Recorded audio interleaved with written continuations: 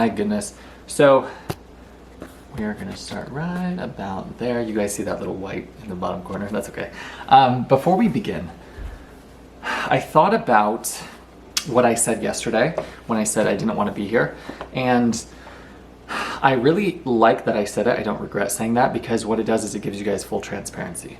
And I have to share with you that when I was finally done with the lecture, like I finished filming and I was editing it, and I had completed the editing process, I was so happy that I did it. And I said that to myself. I said, I am so proud of you. I am so glad that you did it, even though you didn't want to.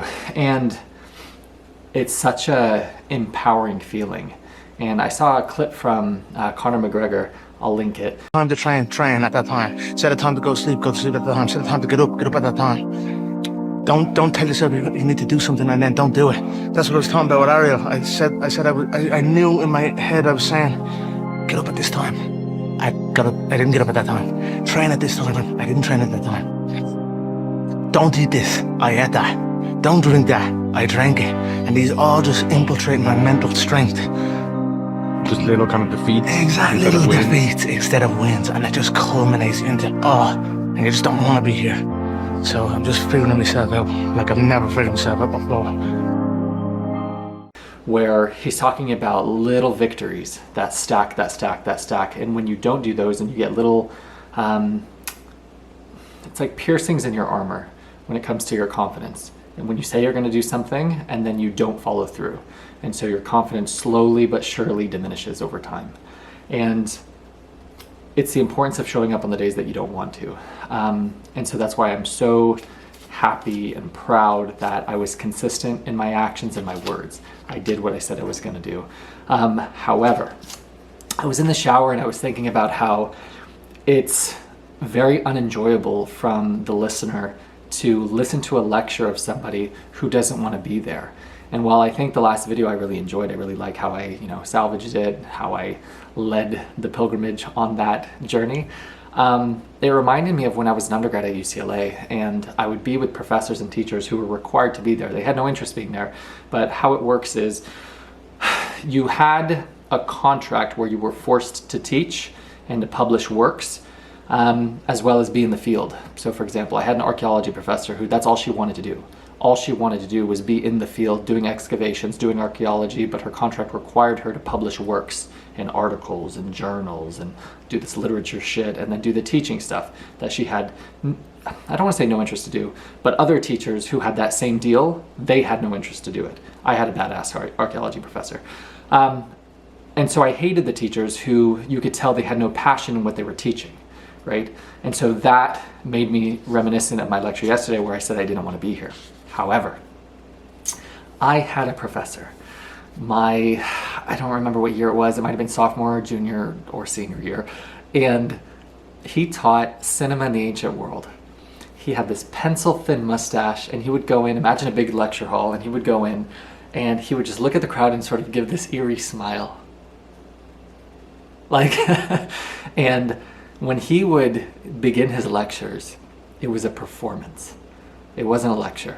And I wanted to share this. I was thinking about it in the shower. When I was a high school student, I was a stellar, straight edge student. I had a 4.7 GPA when I was in my junior year. I graduated with like a 4.3. Just did all the, honors, AP, varsity, extracurriculars. And then I got into the school that I wanted to get into.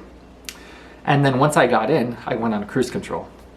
As in, when I was a UCLA student, I got C's, D's, and F's until I was subject to dismissal twice. What that means is when your GPA falls below a 2.0. So I was a horrific student because I didn't care. I was on cruise control. I was like, I got in.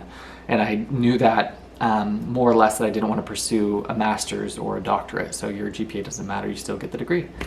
But this professor, I almost never missed his class. I think because I would miss like my 8 a.m. English courses and my, the math classes I was taking at the time and the science classes that I might have had, but I never missed one of his lectures because it was a performance every time. It was a professor who was so just captivated by his material, so passionate about what he was teaching. You could tell he just loved the ancient world. He loved and appreciated the art of cinema. He loved antiquity. He loved, ancient Rome, ancient Greece, and the contrast between how antiquity actually was based on the 1% of surviving material that we have from that world to how it's portrayed in film, and then how we then learn it, right, in today's world, which is a complete, incredibly inaccurate portrayal. Like, I'll give you a good example. There's a scene in Gladiator where Commodus is going up these steps to greet the senators. If you remember the scene, they say he enters Rome like a conquering hero, yet what has he conquered? And he's like, give him time, Gracchus. If you look at the background, you see St. Peter's Basilica. Those pillars, that wasn't erected until the 1600s, or sorry, the 16th century. I think it was the 1500s, 15 or 1600s. And that scene is taking place in, what was it, like 400 AD? So it's like 1,000 years later. And then behind it, you can see the Colosseum. I don't know if you guys have ever been to the Vatican. That's not a thing. You can't see the Colosseum from St. Peter's Basilica. That didn't exist in that movie at that time. So, and in antiquity, all of Italy, all of Rome, it was full of color, as in there was paint, do you know what I'm saying, on buildings. It wasn't white. That's just how it survived, because it has decayed over hundreds and hundreds and thousands of years. But if you as the audience member were to see that today, you wouldn't believe it. If truth were portrayed, it would be perceived as inaccurate and false information than what it is today that is falsity that's portrayed. We perceive that as truth and authenticity, right? As a glimpse back in time, right? But I wanted to share that because I never missed one of his lectures, and I was at the edge of my seat, and I looked around and I was like, I can't believe how people are so passive and slumped in their chair and looks like they didn't want to be here. I was loving every second of it because my professor was loving every second of it. His passion inspired my excitement and enthusiasm and passion. And so I say that to say, I feel so much better today. Yesterday, I told you I felt like shit, and I don't regret sharing that with you guys, not again to bring the morale down, but for full transparency and honesty. And it's very important. I learned this from an Olympic athlete. Her coach, her coach told her that 1/3 of the time you're going to feel like shit, 1/3 time you're going to feel okay, and then 1/3 of the time you're going to feel great. And he said that's exactly how it should be. So when you're feeling like shit, it's just one of those days. You're not off track, right? And it's very important that the consistency matters more than your emotion and than your feeling for the day. And I've learned this from doing bodybuilding and doing fitness, my transformation and my journey over, this is going to be my 12th year, that the only differentiator between the ones who complete a transformation, the ones who get their ideal goal physique, and the ones who don't, are the ones who show up on the days that they don't want to. But there are people who are, I knew these people when I was an undergrad, that they would only go to the gym when the conditions were perfect. When they got 8 hours of sleep, when they got 3 meals for their pre-workout meals, and when they were completely well rested and, fully nourished and all this. And they are just, they're non-existent competition. As in, if I gave my word to somebody that I would be at the gym, but I had a ton of work to do the night before, and I knew I was going to get little or no sleep, I would pull all-nighters just to show up at the gym because I gave my word to someone that I would be there. And it's like, and then I would still perform and I would still do my best for the workout for the day. And there's a tipping point where it has nothing to do with the training, and it has everything to do with cementing and solidifying your mindset and your confidence in your ability and your consistency in your actions with your words, what you say you're going to do, right? Your honor, right? Integrity, pride within your word kept. And that virtue cemented and solidified will pay dividends than, being able to tear your muscle fibers better, more correctly, more efficiently, right? From better maximum recovery and all this bullshit. Yes, there are days where we go for muscular development and for fat loss and for progression. And there are days when we go for therapy. And there are days when we go just to solidify and cement the man that we want to become, right? Who has that courage to always step into the arena regardless of how he feels, okay? So I want to tie all of that in because I think that's fantastic in regards to the video that I posted yesterday that I didn't want to. The pride that I felt afterwards, dude. I learned this from Greg Plitt. Pain is temporary, right? The pain, when you don't want to do it and you have to drag yourself through it, he said pride is forever. An hour of pain versus a lifetime of freedom. It's such a simple choice. And I talked about it in the last lecture. I said that when you know what it is that you want, the price to pay is easy. I learned that from Jim Rohn. And Greg Plitt reiterates it.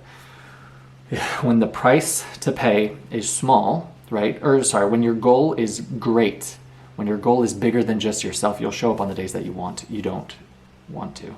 But the problem is people don't have a strong enough why, because we'll quit on ourselves. We'll give up on ourselves. We'll be inconsistent for ourselves. We'll snooze the alarm clock for ourselves, right? But it is a low motherfucker, and this is plagiarizing Greg Plitt, but it's completely true, who will call it off, not show up when another person is relying on you, right?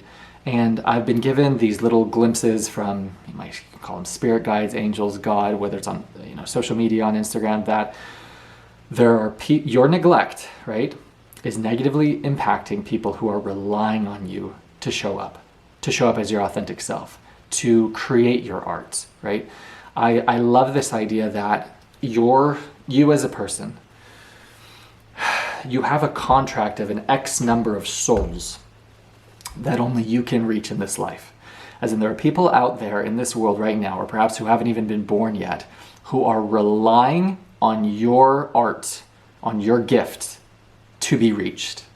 And I love that idea so much, that you choosing to neglect, you choosing to not show up, has nothing to do with how it affects negatively you. You're choosing to forfeit someone else's freedom, someone else's inspiration, right? And we never think about that because, number one, we can't see them. Number one, nobody tells us. Number three, it's never in the forefront of our mind. But it is very, very good considerations to keep in mind, that it has so much, especially as a man, that whatever you're doing, your work has so much more to do with than just you. You know what I'm saying? And like I said, we'll give up and quit on ourselves all the fucking time. But when another person is relying on you to show up as their source of strength, hope, light, and you don't, that is not the kind of man that I think we should strive to become, right? We want to be that leader. We want to be that light through the darkness. Fun fact, I actually looked up what my name means, Tariq, and it said a star that illuminates the darkness, something like that, that leads other people in darkness. And I love that so much. It's like a guiding light.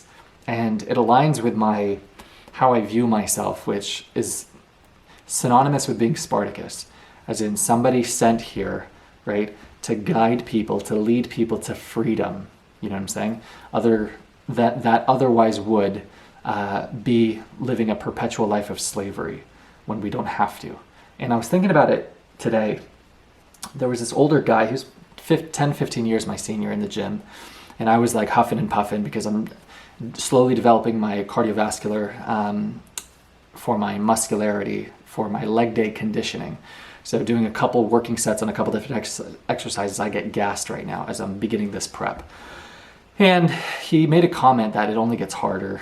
And basically, he told me everything that I needed to know about him in 2 seconds. That he's a victim, that he feels sorry for himself, that he wants other people to feel sorry for him. And he wanted to elicit that sort of sympathy from me.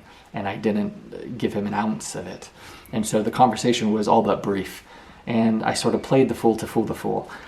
Because I understood that that person didn't have the intellectual capacity to have that conversation of candor. That a person, he said, I think he was like he was 50. So a person 20 years older than me that feels the need to bitch to a complete stranger in the gym, I had zero interest to tolerate the conversation. But the thought that I had was, it's a scene from Apocalypse, from X-Men. You can't save the world just going around killing people. There's laws, systems in place for that kind of thing. My child, why do you enslave yourself? And he says, my child, why do you enslave yourself? And I love that line so much, because just as easily as you say it gets harder, it's hard, you could just as easily say it gets easier. It's a thought. The first book that we went over, James Allen, As a Man Thinketh. As you think, so you are. As you think, as you believe, so is, right? If you believe something is hard, or it gets harder, or that you're at a disadvantage. You are. If you think that, if that's your belief system, if that's the ideology that you've chosen to adopt, it is, right?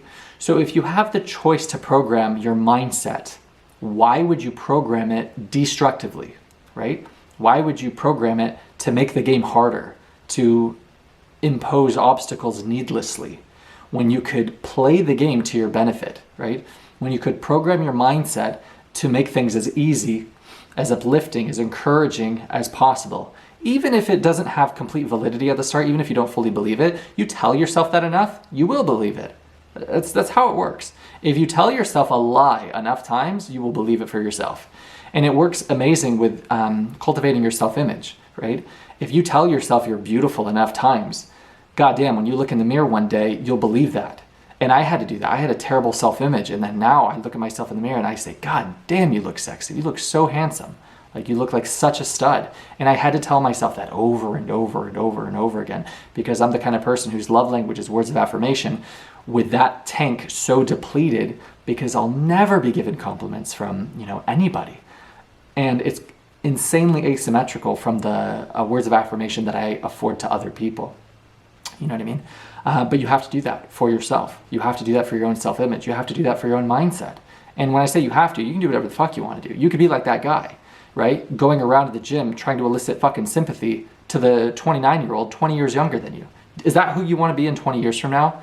Just some bitch feeling sorry for himself playing the fucking victim of his life? Do you know what I'm saying? It's like, if you have the need, you have the desire, right, to bitch to someone 20 years younger than you about how hard your fucking life is, your priorities are completely out of sync. You know what I'm saying? And I would highly recommend that you go back to the drawing board and see what is a priority for you in your life, because it should be your fucking mindset, because that's insanity. And the worst part is that doctrine is getting passed down to his kids, that life gets harder, it's so much harder, it's so much worse. And what he's doing is it's a perfect, or not perfect, it's a terrible but very effective breeding ground for a victim, right? And so what do you think his kids are going to adopt? That shitty, limiting mindset that woe is me, is so hard. Let me go around soliciting sympathy from strangers, right? Rather than put my fucking head down and do work and be encouraging, right? He saw me, out of breath, gassed. Could have said, hey, you're doing an awesome job, man. How long have you been training? None of that, right? It's doesn't give a shit about what I'm doing. Wanted to engage in conversation for me to feel sorry for him. Go fuck yourself. Okay. But I think that's very important. I think that's very important for setting the scene of today's lecture. Is just, who do you want to be, man?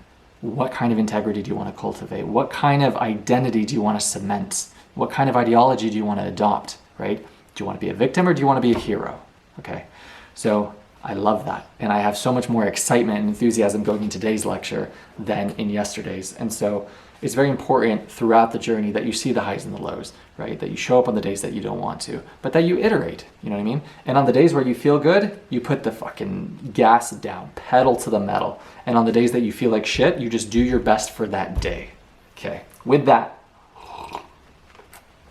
one thing that I want to say before we start this lecture, I wrote down a little sticky note, is the importance of a deadline. And I learned this from Greg Plitt. And it was one of the reasons that it gave me the fuel that I needed in the tank to do yesterday's lecture.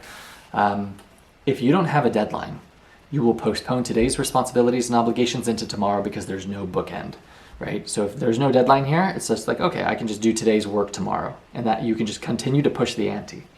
If you have a deadline, a hard stop, that this gets done or it doesn't get done, then if you fuck off today's responsibilities into tomorrow, this does not move. What does that do? It gives urgency for the day. It gives value for the day, right? It's like, no, I have to do this. The rhetoric and narrative changes, okay? So I have a hard deadline of when I want to get all of my laws completed. And that is the end of May 31st. It's when I'm going to cancel the lease on this apartment, end of May. I might cancel it for other reasons at the end of June, but in terms of the content that I'm going to finalize, I can get all of the laws done for all of the Robert Greene books by the end of May by just simply daily consistency, just doing one law at a time. And what's important about that is the importance of a deadline, because that gives value and urgency to today so that I don't forfeit responsibility for today into tomorrow, into the next day, into the next day. And that's not to say that problems or things that I can't control won't arise, right?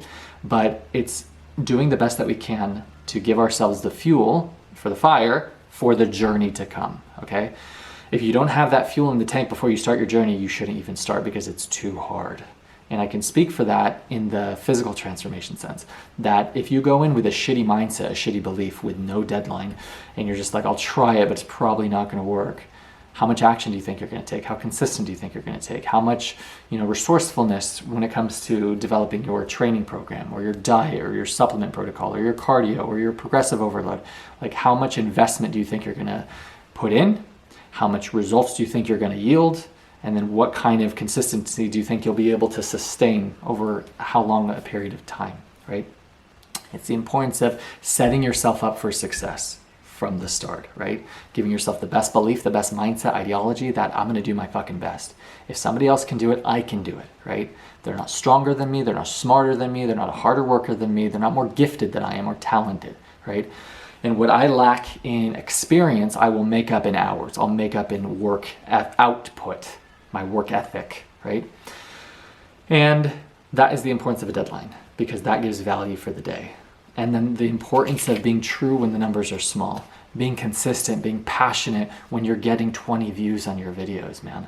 Because if you won't be true when the numbers are small, you'll never be entrusted with more, right? If you're not a good steward of these means that God has deemed you fit to steward, then why would he entrust you with more if you can't handle this? If you can't handle this, why would he entrust you with this, right?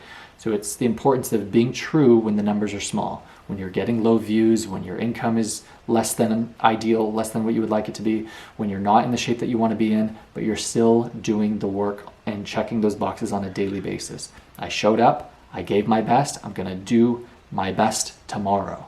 And then we just slowly, until, secret word. So with that, are you guys ready to start the lecture? This is law number 19, and I'm so excited for the notes that I wrote in this, because what I want you guys to really hammer home, and it's the whole point of this university, we talk about this quote that I keep reiterating. My unmatched perspicacity coupled with sheer defatigability makes me a feared opponent in any realm of human endeavor. I tell you in this university, the whole mantra is for you to think for yourself, to be perspicacious, to be aware, to have the ability to perceive, to not take anything at face value, even the words that I'm saying to you, right? Reflect on it, argue with it, right? It's my philosophies. It doesn't mean it's the truth. It's just what I choose to align with. I choose to align with consistency, with principles, period, with things that are tried and true, tested over time, right? Traditional, not modern, not garbage, right? Truth as I perceive it to be, just based on observation. The importance that I share that is in this book, The 48 Laws of Power, by an incredible artist, an incredible poet, an incredible writer, an incredible man, Robert Greene. I'm going to argue with some of his points in this book. So even though I love the literature, even though I couldn't have greater admiration for the author, it doesn't mean that everything in here is the word of God, right? That it's infallible. It's a pretty good word. That's like a $5 word I just used. I'm proud of myself for that. He's not someone that is immune to criticism, to critique.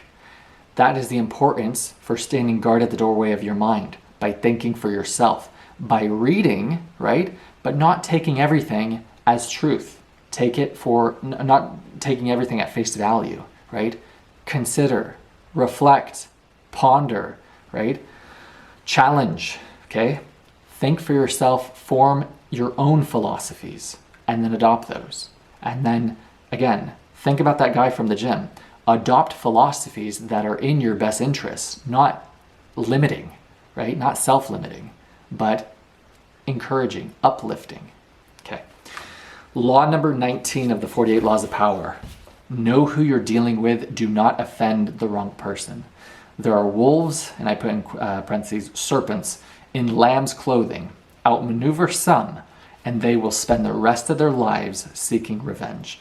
It always has baffled my mind when I've worked in certain jobs or done certain, interacted with certain people throughout my journey. And they would do these slights, they would do these disrespects, they would do these maneuvers. And it always baffled me. It's like I could be a fucking axe murderer and you wouldn't know. How do you feel so comfortable and calm and, how do you feel so comfortable doing these kind of disrespects? I wasn't ever able to conceptualize some people's level of obliviousness and stupidity.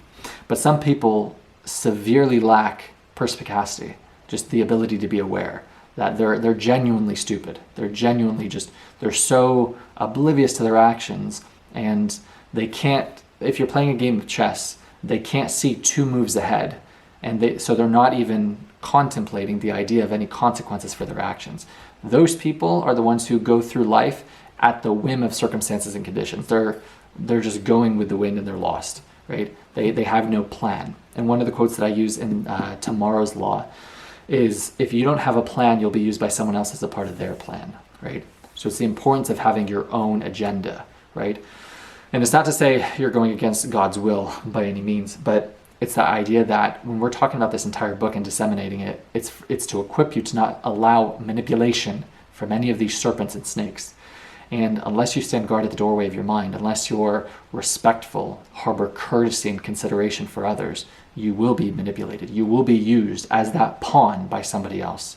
So it always baffled my mind when there'd be these plebeians, these peasants, who would feel very comfortable, doing these little slights to me. And it just blew my mind. But we're going to give a lot of context in this, and I'm very excited to go over this lecture. So know who you're dealing with. Do not offend the wrong person. The first thing that I thought of was my favorite book, great movie, The Count of Monte Cristo. So he gets betrayed by the ambitious attorney, I don't remember his name, by Danglars, who was his first mate, by his best friend, Fernand Mondego, and the woman, Mercedes. So he gets betrayed by 4 people, and then he gets imprisoned falsely. He gets sentenced to the Shadow Deep for 13 years. And when we talk about this law, know who you're dealing with, do not offend the wrong person. In that movie, in those, I would say 11 out of the 13 years that he was in prison, he was under the mentorship of the actor that is the original Dumbledore. I think his name is Harris, something Harris. I don't remember his name. And he learns, everything from reading, writing, swordsmanship, rhetoric, how to speak, oratory, just politics, history, Latin, Italian, just everything, to where when he escapes, he's a made man kind of a deal. And I thought a brilliant person to reference in regards to this law of knowing who you're dealing with is somebody like an Edmond Dantes, who is the person who becomes the Count of Monte Cristo. The people who were very comfortable to betray him, to have him sentenced to prison, severely underestimated the potential of that opponent. They just saw him as an illiterate commoner, and they couldn't fathom the possibility, number 1, of this person escaping, or number 2, of this person developing the capacity to combat and slay these serpents. I resonate wholeheartedly with that character of an Edmond Dantes, of a Spartacus, of anyone who has a good heart, right? And he calls it the serpent with a long memory. And a lot of the things that I'm going to list of how he describes that character completely resonate with me. However, there are other little things that he adds in here that it's important to delineate that don't apply to me. So I'm like, okay, so I'm not a serpent. But this is the importance of standing guard when it comes to disseminating this book.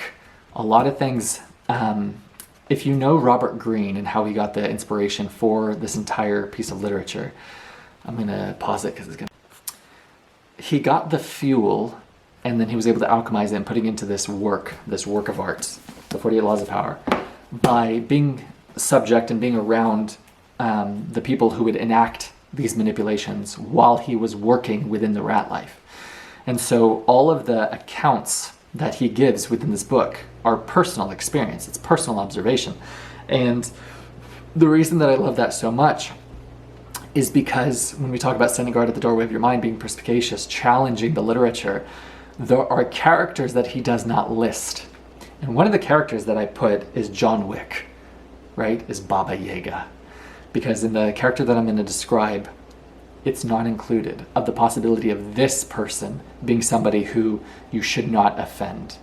Okay, so I want to sort of paint the scene of the people that you should not offend. Okay, in regards to this law and the consequences of such poor decisions. I love this quote from the book: "When you meet a swordsman, draw your sword. Do not cite poetry to one who is not a poet." So know who you're dealing with, know your opponent, okay? And then you can play the game accordingly. Now this is what they defined as a serpent with long memory, and then I'll show you what I highlighted because I resonate with a lot of it, but I'm not a serpent. The serpent with a long memory. If hurt or deceived, this man will show no anger on the surface. He will calculate and wait. Then when he is in a position to turn the tables, he will exact a revenge marked by a cold-blooded shrewdness. Recognize this man by his calculation and cunning in the different areas of his life. He is usually cold and unaffectionate. Be doubly careful of this snake, and if you somehow injured him, either crush him completely or get him out of your sight. Why do you think I love that quote so much and why I resonate with it so much? It's because of what I highlighted. Now that is regarding to a serpent who I want to reiterate. He is usually cold and unaffectionate. That is a serpent.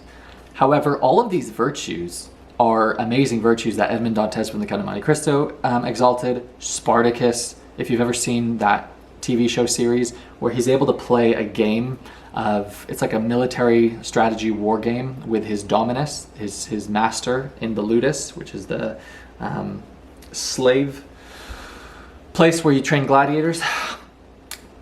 He was all of these things. Will show no anger on the surface. What does that mean as a man? Someone who is stoic, who has stoicism, who has emotional control. It's a great and excellent virtue.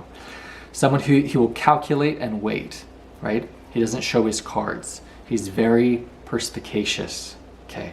Shrewdness, that is a good quality to have. Calculating and cunning. Cunning is a great ability to have. And when I was reading all of these, it reminded me of John Wick, because John Wick wasn't a serpent, but this is the epitome of John Wick. Be doubly careful of this snake. John Wick, like Tarek House, not a snake. If you somehow injure him, and then I'll say this, you better fucking make sure you crush him completely or get him out of your sight. As in, I thought about that with the movie John Wick, with Spartacus. You better kill me. Do you understand? And that is where I had complete resonance in what I'm living out right now in real time with my serpent and my opponent within the rat life that I'm combating, right? With this ongoing, investigation from the claim my serpent filed, to try to get me fired, and my counterclaim against them. That if you want to go into the arena with Tarek House, you know what I'm saying? You better not underestimate your opponent. And I love that so much, and I love that last line, you better crush him completely.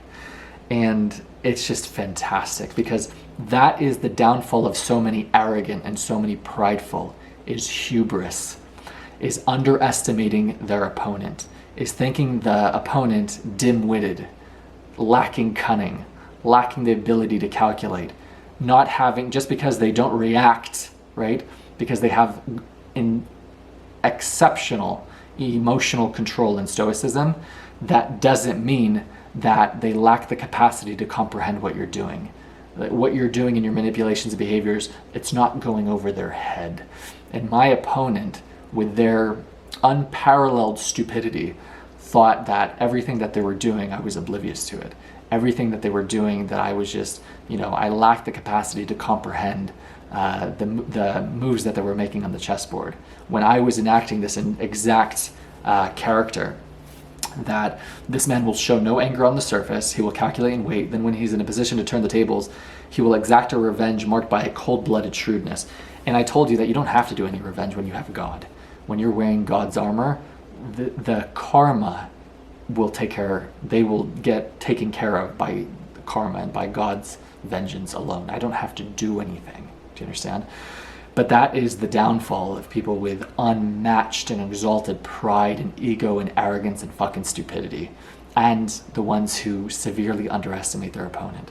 And that's the beauty in your golden ticket within the rat life of playing the fool, appearing lesser than you are, dumber than you are actually, right? Appearing less than. It's the easiest way to fool fucking idiots. Do you know what I'm saying? It's the easiest way to be in a great position of observation from manipulation, from treachery, from deception. You just get to watch all of it and you're just taking a mental note. Do you understand? And that's the importance of not forgetting, because the people who are the most serpentous serpents, right? The worst of the worst, they're so good at getting you to forget and forget.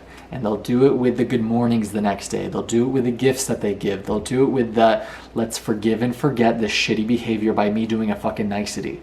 And all you have to do is not forget. And then you'll be able to crush your opponent entirely. Okay.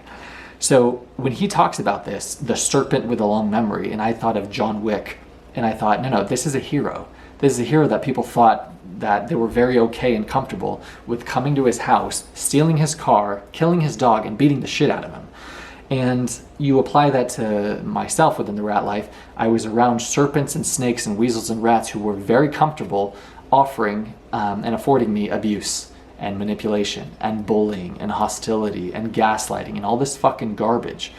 And I'm not a serpent, but I have all of those other virtues. But that's the importance of disseminating this book, that even someone as incredible and worthy of admiration and respect and honor as Robert Greene will omit characters within these laws. Know who you're dealing with. He doesn't mention that. He doesn't mention the John Wick. That's not one of the characters, right? And so it's just important. And so when I'm talking about these laws, I want you to stand guard at the doorway of your mind, right? We're present, we're considering. This is all food for thought. But there's nothing wrong with being somebody who stands up for themselves, right? There's nothing wrong with when these motherfuckers feel comfortable and confident offering you manipulation and you abuse, it's you defending yourself, right? And at a certain point, they will cross that line. And I've had so much experience with this where people have gotten so comfortable affording me disrespect, and I'll tolerate it to the very, very end until they cross a tipping point. And then they are so surprised when sort of the real me shows up. And what in my journey within the rat life with being surrounded by idiots, I've had to constantly suppress the fact that within the relationship, I'm the leader. I'm the alpha. And I don't like using that sort of terminology, but it's reflected in their shock and their surprise and their submission. And I've had that happen so many times where people feel just because I'm very nice and I'm very courteous and I'm very forgiving and I'm very, very slow to anger, it doesn't mean I'm oblivious to all the garbage that you're doing and to the attempted manipulation and the concept that you have formed in your mind, this idea that you can use me as a part of your plan. And that's the importance of having the utmost discernment and having that skill so sharpened, having your perspicacity sharpened on a daily basis, by you standing guard at the doorway of your mind always. Because if you don't, these motherfuckers will be very, very comfortable in the idea that they can use you as a part of their plan. It's from the book Meditations, and I'm so glad this literature was in the university. This is spoken from an emperor of Rome, the most powerful man in the entire world at the time. This quote, "No one's master, no one's slave." And that's exactly the kind of man that I try to embody. That's my philosophy, that I am no one's slave, but at the same time, I'm no one's master. Do you understand? So I treat everyone with the same courtesy, respect. I afford them all the same, as much forgiveness as I possibly can until they cross a line.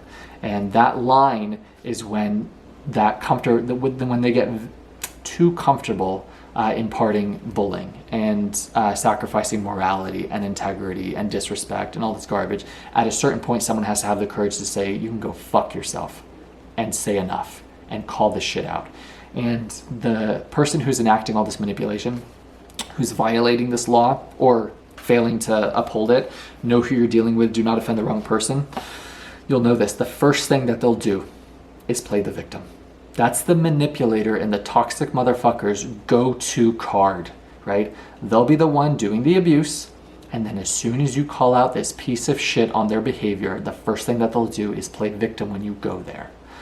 And so you cannot fall for the fucking crocodile tears. You can't fall for the gaslighting where they'll be yelling at you for their garbage behavior, but as soon as you discuss their behavior, then they'll change the subject, they'll smoke screen, they'll try to, pivot and defer when they lack, and Robert Greene, I love that he mentioned this, all it is a reflection of their cowardice. They are too much of a pussy to look at themselves in the mirror for what they're doing, and all they can do is play the victim when you go there. So it's the importance of know who you're dealing with, do not offend the wrong person. But I think the moral of the story is just, if we in this university can abide by a philosophy of just don't be a piece of shit, and have the courage to call this garbage out when you see it, because courage is just as contagious as cowardice. And so if we can all stand guard at the doorway of our mind, if we can all, stand up and fight for the people who lack the ability to defend themselves, that's how we'll move the collective forward, right? That's how we'll develop more Christ-like individuals. And when I say that, it's not Christians, it's to be leaders, right? To be leaders amongst leaders. And the way that you do that is by enacting courage, by standing up when you don't want to, right? But if you don't call it out, no one will call it out. And I knew this from my job firsthand, that what it does is it creates a learned state of helplessness when all the people in management positions are too much of a pussy to call out the abuse. And that's what I was surrounded by, sheer cowardice, by all of these people who didn't want to call out the fucking treachery and abuse of one serpent snake. And who's the casualty? Other teachers, other students, a plethora of people. And all it takes is fucking one. And his name is Tarek Hawks, a person who you should not underestimate. Okay. Baba Yaga. Got it? Next. So I love that. And I love that I mentioned the importance of disseminating this, because even Robert Greene will omit certain things or have not considered certain characters or ideas or philosophies. Stand guard at the doorway of your mind. You think for yourself, right? Okay. And then this is a good quote from Greg Platt. At a certain point, you have to become the teacher. You can't be the fucking student all of your life. At a certain point, you have to challenge the material. You have to lead the path for others to follow. Got it? Okay. Never assume the person you are dealing with is weaker or less important than you. And people with unmatched hubris and unmatched arrogance and pride, they'll make this mistake all the time. I literally had my serpent, she said this one time when we were driving. She said, we were discussing, I think I shared this in a previous lecture, we were discussing one of the new administrative assistants that were going to be hired. She was like, I don't understand, we could just buy one. I mean, hire one. And I was just like, Jesus Christ, you literally view them as property, as slaves, because that's what it is, somebody who you can buy. And so that is the epitome of the fucking stupidity and garbage that I was dealing with at work. And it's fascinating. The level of stupidity, the level of arrogance, the level of smug of these people literally thinking they're better than other human beings because of their made up fucking title. It blows my mind. So don't be that guy, dude. Don't be that dumb bitch, right? Don't think of yourself as more important or stronger than another person just because they're in a lower status position than you. And that's the beauty about my entire hero's journey. It has cultivated an unmatched level of humility. Like after graduating UCLA, dude, I worked a graveyard shift at Amazon with a UCLA degree, and I was making less than minimum wage with teenagers with acne all over their faces as my managers, right? I have lived in a car, homeless for 93 days. I've just been drowning in debt, dead broke, and I love that as part of my hero's journey because it's developed such a humility. Do you know what I'm saying? Where as I progress and as I develop and as I, courageously pursue my quest of freedom within this life, I'm never going to harbor that mindset or ideology that I'm better than another human being. And it ties in with the idea of remember where you came from. And it's just people who are sort of either told all their life, or they have that, shitty parentage like the guy from the gym, that have been at a disadvantage, or that somebody owes them something, or that they're better than other fucking people. They go through life with no fucking humility. And so they get decimated by hubris, by karma. And so in our quest to being the best made man that we can be, right, to be Christ-like, to be leaders amongst leaders, I would encourage, as food for thought, to go down the route of humility, of courtesy, of consideration, right? Not of fucking arrogance and stupidity, because you will get fucking decimated. But to each their own, you know what I'm saying? If you choose to assume the person you're dealing with is weaker or less important than you, then enjoy the consequences of that gross, I want to say misstep, that gross oversight, okay? The Crow and the Sheep. It was a story of a crow riding a sheep, and the crow was shit-talking the sheep the whole time. And he said this: I know whom I may bully and who I must flatter, and thus I hope to prolong my life to a good old age. My weasel rat, he was one of the directors of my job. He was a professional at this. He would harass and shit talk all of the people that he would oversee, and then he would stroke the hot dogs of the people in who were above him. He enacted that perfectly. It's the epitome of a rat, of a weasel, is somebody who knows who they can bully. And that's the inevitable consequence of shitty people being gifted positions of authority. They will inevitably abuse that power because they don't have the leadership capability to lead other people. And so the consequence is they'll enforce that authority on others. As in, I literally he literally said this verbatim: you have to listen to me. It's like when somebody who's your leader feels the need to say, you have to listen to me, you know that they haven't earned respect, and they think respect is just something that's a given to them because of their made up title. And I'm sure anybody watching this who's living the rat life, working the 9 to 5, you have people in managerial leadership capacities who align with that sentiment. It's the world is so fucking lost, man, with what real leadership is. And that's the beauty and why I love so much that God had me walk that path of returning to the rat life, because it shattered that limiting belief of that I'm not the leader. And so when I look at all these peasants who are in these positions of authority that they abuse, I know that outside of this fucking office, when your made up title doesn't mean shit, you are not even a fraction of the man that I am, right? I know when you go home to your wife, dude, they don't even look at you with respect because of the weasel rat that you are. And so I love this quote from the Crow and the Sheep: I know who I may bully and who I must flatter. Thus I hope to prolong my life to a good old age. Yeah, you can prolong your life, and this is exactly how the weasels and serpents sort of maneuver in their quest to, prolong their perceived positions of authority and status, is by being weasel fucking rats. So what do we talk about in this literature and in this university? Do not do these things, right? Do not incorporate this bullying and this behavior, right? Be a good man. Be somebody who aligns with integrity, with character, with honor, with pride within your word and within your actions. Do you understand? Don't be one of these fucking serpents or these crows. Quote, and this ties in with John Wick, Baba Yaga: if your highness cannot treat, and this was the Prince of China, with courtesy, you should put him to death to avoid calamity in the future. And I resonated with that. I said, if you feel comfortable going into the arena with Tarek Hawks, with a seasoned gladiator, you better come fucking correct. Do you understand?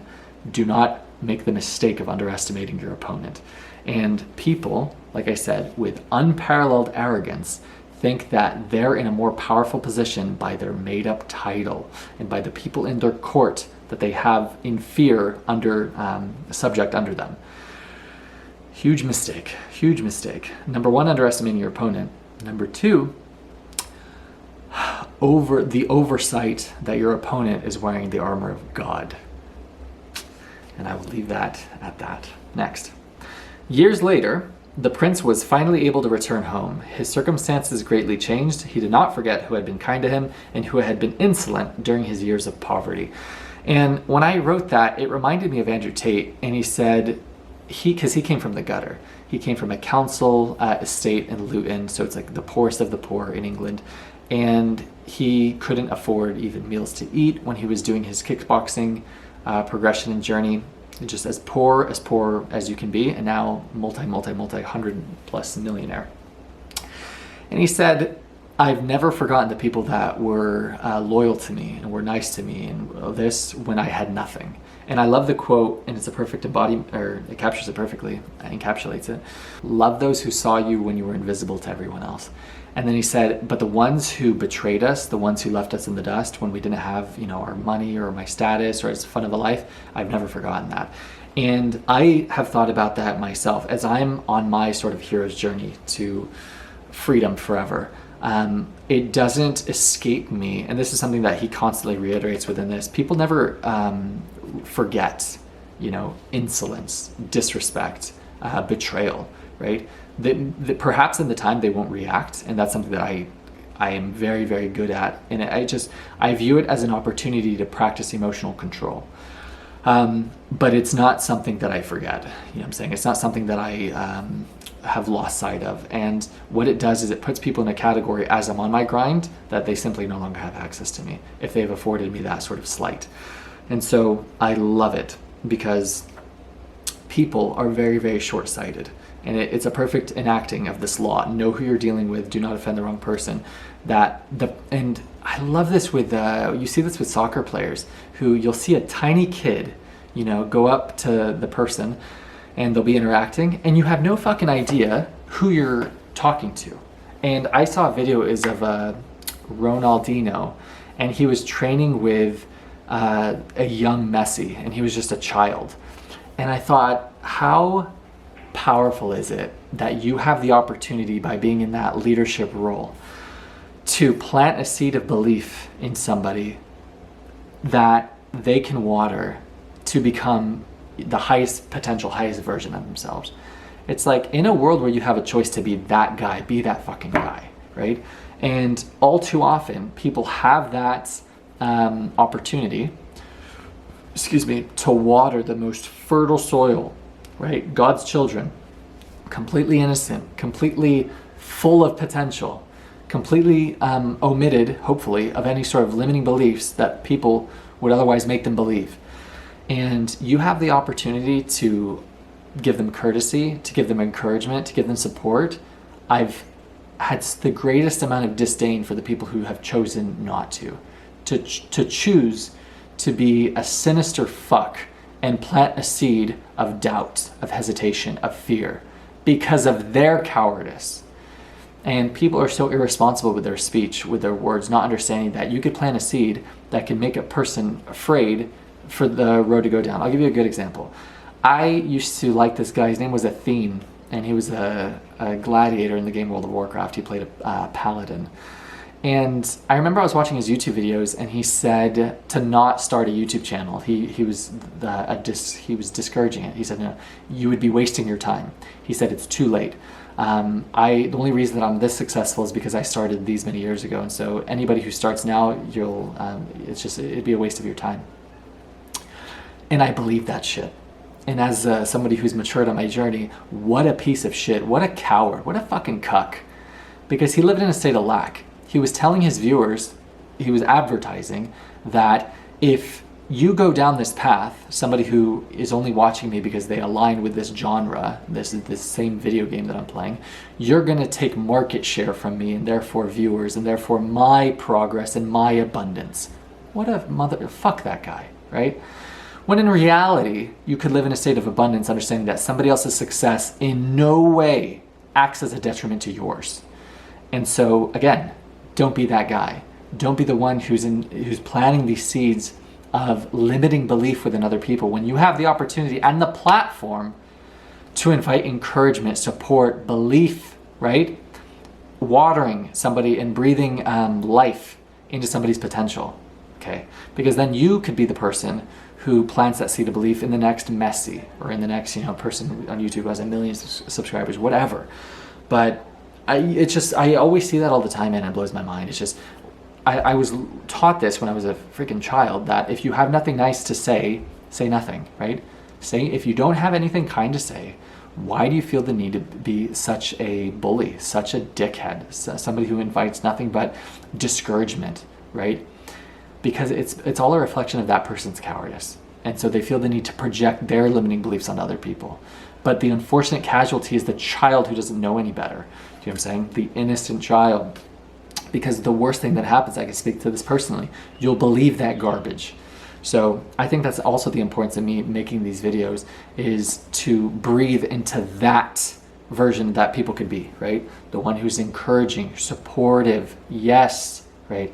The one who's offering seeds of belief that we plant. A really good quote, life is about planting trees under whose shade we will never sit.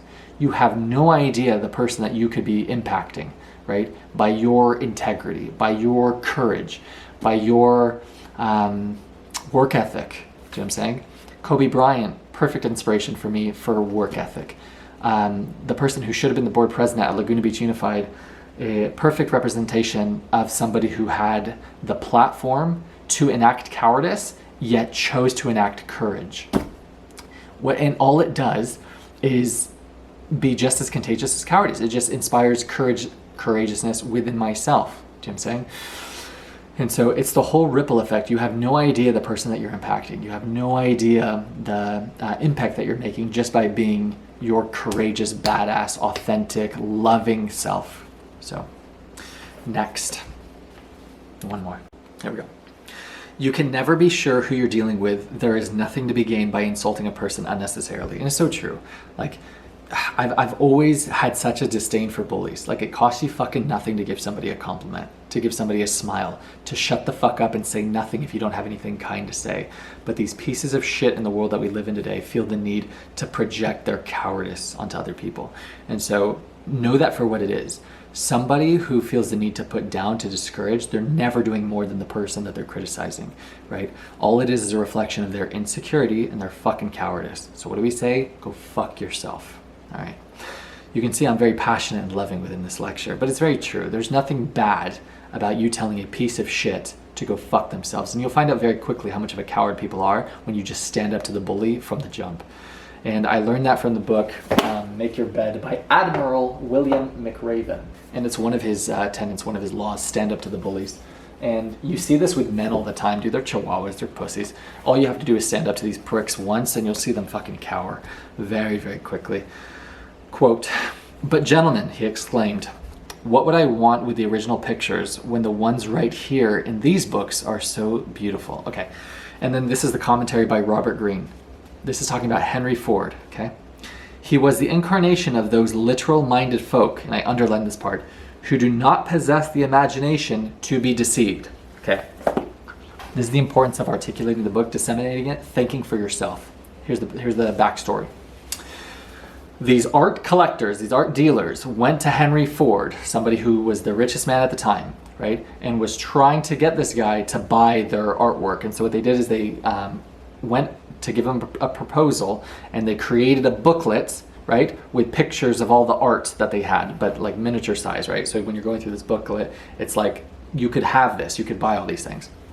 And they were trying to get this guy to participate in the purchasing of all of their artworks, right, in this presentation. And Henry Ford, in response to this, said, "But gentlemen, what would I want with the original pictures when the ones right here in these books are so beautiful?" And then this was the commentary by Robert Greene, that Henry Ford did not possess the imagination to be deceived, right? He perceived him as someone who was simple-minded, and so that was one of the characters when he was illustrating to know who you're dealing with. That these art collectors went to a guy who didn't have the capacity for this deception to take root. And I put, that's complete bullshit. Okay, and this is where we challenge Robert Greene. Do you think there's a world where someone who was ahead of his time, had the innovative capacity to transform the automotive industry for the entire world, lack the ability and the skill of discernment to not articulate and verbally maneuver around these people who are trying to solicit money from him? Not a fucking chance. And so when Robert Greene says, that, to know your opponent, know who you're dealing with, because Henry Ford did not possess the imagination to be deceived. I was like, that's complete bullshit. And what he did was he had such a degree of discernment that it was so effortless for him to play the fool to fool the fool.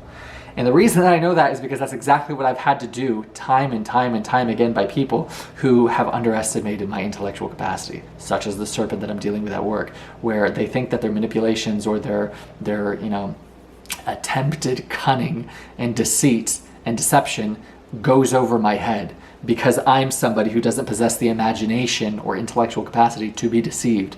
No. I'm just doing what he calls the serpent with the long memory, is this man will show no anger on the surface, will calculate and wait and take a note and take mental notes. And then in the game of chess, decimate you. Do you understand? How? Because I have perspicacity. My unmatched perspicacity coupled with sheer indefatigability makes me a feared opponent in any realm of human endeavor. You know what I'm saying? And so I take this, observation that he had incorrectly on Henry Ford personally. Because again, it's something that he omits within this literature, is the idea that of play the fool to fool the fool, of somebody who they have such a depth to their intellectual capacity and their imagination and their discernment ability, and their emotional control and stoicism and their rhetoric and their gift of articulation, that they're literally able to be a feared opponent in any realm of human endeavor, such as negotiating with people who would otherwise use them as a part of their plan, right? Oh, this guy, the richest man in the world, super deep pockets, we could, seduce him into purchasing our garbage. And it's like, no, do not make the mistake of underestimating your opponent who you're, attempting to go into the fucking arena with. Do you understand? Okay. So why do I share that? Why do I love this for so many reasons? Number one, stand guard at the doorway of your mind. Think for yourself. Don't take everything at face value, such as this incredible author. This is no disrespect to Robert Greene. He's the only reason I'm able to do these is by him offering this gift to us, this gift of a book. Do you understand? That there's so much history and beauty and art and tools to equip us to combat fucking manipulation. And so it's nothing but a gift. However, what he does is he gives us the gift to sharpen and harness and improve our skill of discernment. Do you understand?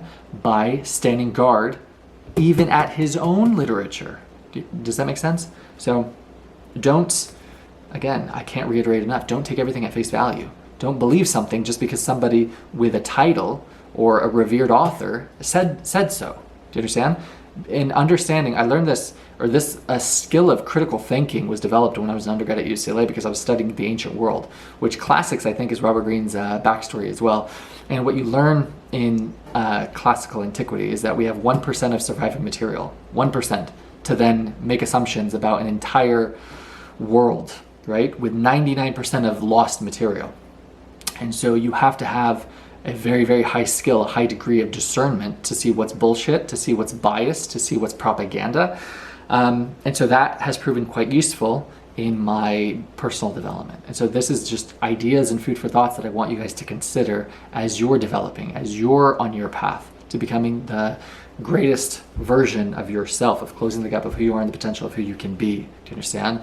It's not being asleep, right? It's not falling asleep at the wheel, not standing guard at the doorway of your mind, not being perspicacious, right? The antithesis of what I'm trying to insist. No, it's being a shrewd opponent. It's being someone who is calculated, someone who has cunning, someone who has discernment, right? So then when motherfuckers make the mistake of underestimating you, it's a mistake that they'll never make again. All right. With that was good. Okay. And I put, absolutely incorrect, his assessment of the good Henry T. Ford. I put exalted discernment, the ability to play the fool to fool the fool. Amen. Next. Never trust appearances. Anyone with a serpent's heart can use a show of kindness to cloak it. Learn to see through appearances and their contradictions. Never trust the version that people give of themselves. It is utterly unreliable. It's the importance of never putting stock into people's actions, but their words, but watching their actions. Watch what they do, not what they say. And this is exactly how so many people get manipulated, is they take all of the words at face value. They take all of the, the mission statements and the philosophies of the organization, or, what these leaders say. And they're like, oh yeah, they're such a great person. They're such a good leader. I'd follow that person. But then turn a blind eye or be oblivious or not take note of all of their deception, of all their manipulation, of all their disrespect, of all their garbage. And it's like, oh, no, these words aren't who you are. These actions are who you are. Okay, so the importance of what? Standing guard at the doorway of your mind. So with that is law number 19. Know who you're dealing with. Do not offend the wrong person. And with that, what is rat life? Anyone can escape. It starts with belief and the courage to pursue. That is rat life, and we are all gonna make it. I'll see you guys tomorrow. I hope you enjoyed the lecture today.